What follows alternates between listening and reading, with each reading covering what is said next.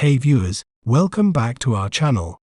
Today, we're delving into a captivating term that holds significance in the world of fashion and denim culture. This iconic brand, deeply rooted in American history, pioneered the blue jean, creating durable and functional workwear that soon became a symbol of rugged American individualism and style. Let's break down this word to better understand its pronunciation. We may pronounce it as Levi's, Levi's, Levi's, Levi's.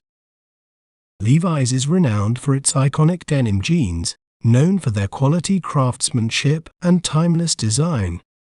From the classic 501 jeans, characterized by their straight fit and riveted pockets, to a wide range of modern styles and washes, Levi's continues to innovate while staying true to its heritage.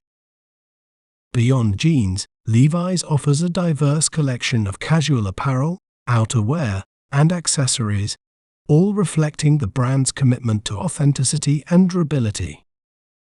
Isn't it fascinating how breaking down a word can make it clearer? If you enjoyed learning about Levi's, be sure to subscribe to our channel for more educational content.